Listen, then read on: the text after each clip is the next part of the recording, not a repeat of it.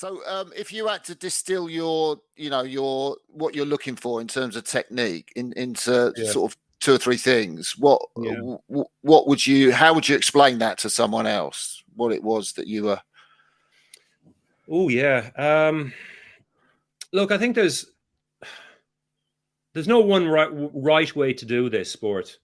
We've seen success over the years with, for example, Ian Wright's cruise with the pause on the finish. We've seen Yeah, Mike Spartan's cruise leaning back, looking at the sky, almost in with yeah, the Italians with their leg drive and yeah, the sort of instinctive leg drive, and that goes right back to orthodoxy back in the 1910s and the 1800s, and so there's more than one way to do it. But I think what you've got to do is just find what your philosophy and stick with that. And my one's pretty simple, Martin. It's just I do believe that the drive phase and the recovery phase are equally important because you spend as much time out of the water.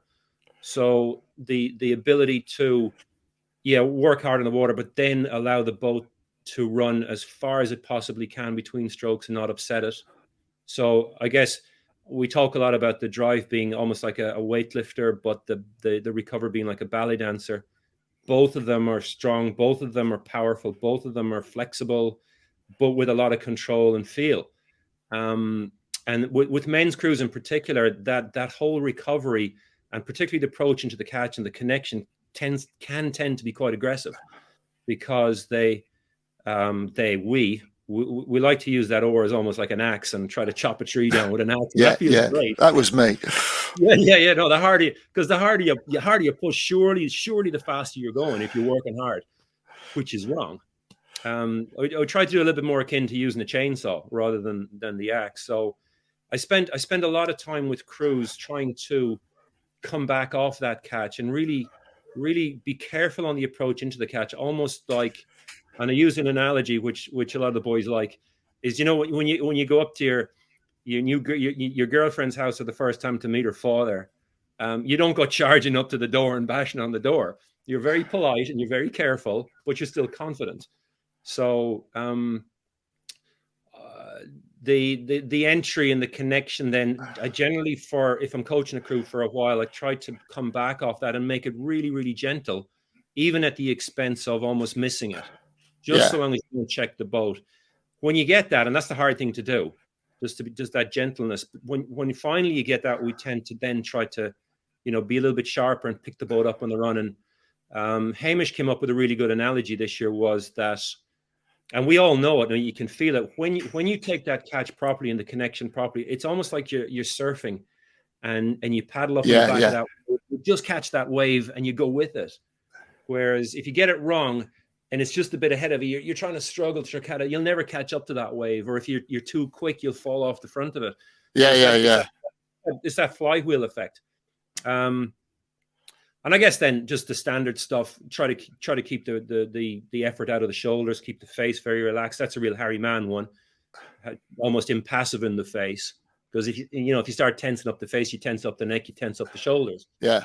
Well, I like to see a lot of distance between the ear and the shoulder rather than like that. Yeah. You feel that connection down low, feel it in the core. But I tell you what. If you were just distill it down into one phrase, and I know you asked me just to give 2 or 3, and I've given about 10, but I think it's the effective use of body weight, because even when your muscles get tired, you've still got your body weight to hang on that oar. And I think the use of the slide and the full length of the slide. So if you watch the crews, you see some crews, they're quite back-ended. Some crews are front-ended.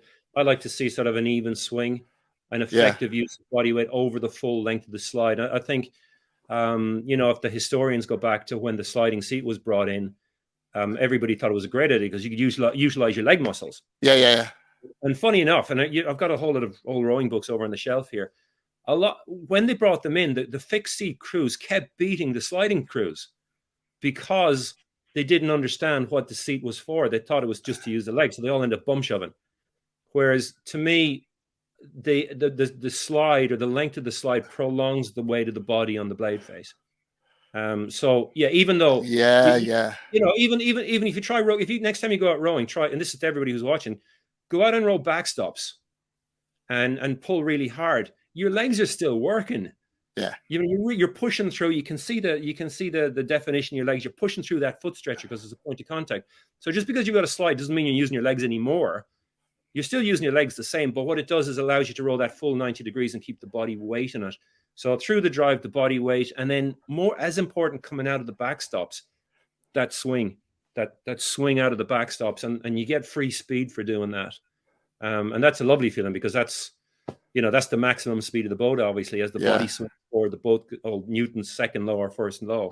So I think effective use of body weights is sometimes overlooked at the expense of leg drive.